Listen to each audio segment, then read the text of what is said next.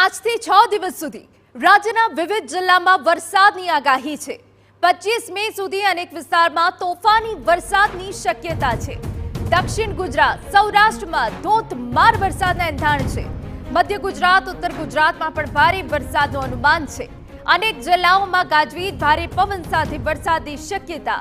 ભારે વરસાદની શક્યતાને લઈ હવામાન વિભાગે એલર્ટ જાહેર કર્યું છે। ભરૂચ, નર્મદા, છોટાઉદેપુરમાં યલો એલર્ટ।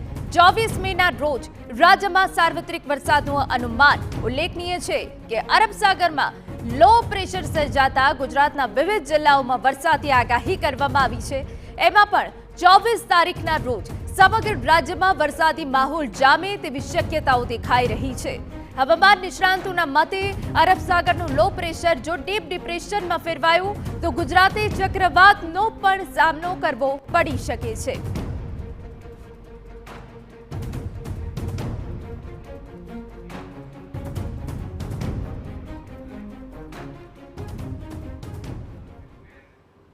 તો આગામી 6 દિવસ રાજ્યનું વાતાવરણ સંપૂર્ણ બદલાઈ જશે।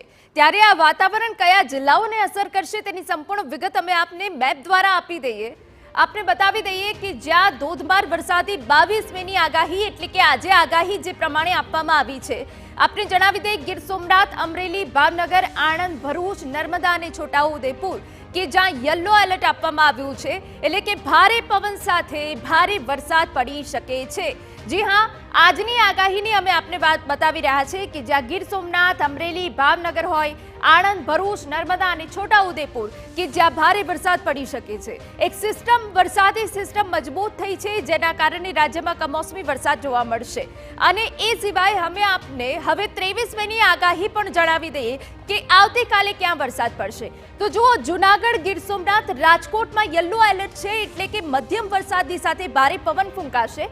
અમરેલી અને ભાવનગરમાં ઓરેન્જ એલર્ટ છે એટલે કે ભારેથી ભારે વરસાદ પડી શકે છે। અને એ સિવાય ભરૂચ, નર્મદા, સુરત, તાપી અને ડાંગ આખોય જે દક્ષિણ ગુજરાતનો હિસ્સો છે વરસાદ તેને આવરી લેશે। પરંતુ વરસાદની સાથે સાથે વાવાઝોડાની પણ શક્યતા છે, ભારે પવન ફૂંકાઈ શકે છે। આ જે ફેરફાર છે આગામી દિવસોમાં આપને જોવા મળશે। અને હવે અમે આપને 24 મેની વાત કરી લઈએ કે આખરે 24 મે શું થવાનું છે। તો પોરબંદરમાં યલો એલર્ટ છે। જૂનાગઢ અને ગીર સોમનાથ, જૂનાગઢ અને ગીર સોમનાથમાં આગામી આજથી લઈને 3 દિવસ સુધી વરસાદી માહોલ રહેશે। ઓરેન્જ એલર્ટ છે જેના કારણે ભારે વરસાદ સાથે ભારે પવન ફૂંકાઈ શકે છે। રાજકોટ, અમરેલી અને ભાવનગર, સુરત, તાપી અને ડાંગ એટલે કે દક્ષિણ ગુજરાતમાં પણ ભારે વરસાદની શક્યતા છે। અને એ સિવાય જો વાત કરીએ તો રાજકોટ, અમરેલી અને ભાવનગરમાં પણ સતત 3 દિવસ સુધી આ જ રીતનું વાતાવરણ રહેવાનું છે। જૂનાગઢ અને ગીર સોમનાથમાં પણ ભારે પવન સાથે હવે વરસાદની આગાહી કરવામાં આવી છે। હવે 25 મે કે આગાહી છે એટલે કે 6 દિવસ સુધી આ જે વાતાવરણ છે તે રહેવાનું છે।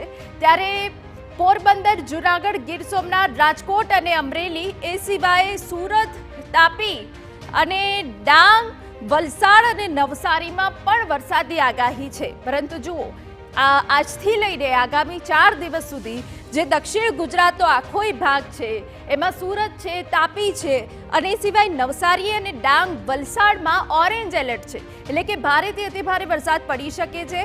અને એ સિવાય ભારે પવન પણ ફૂંકાઈ શકે છે। અને જૂનાગઢ અને ગીર સોમનાથમાં પણ ઓરેન્જ એલર્ટ છે કે જ્યાં પણ ભારે પવન સાથે ભારે વરસાદ પડી શકે છે।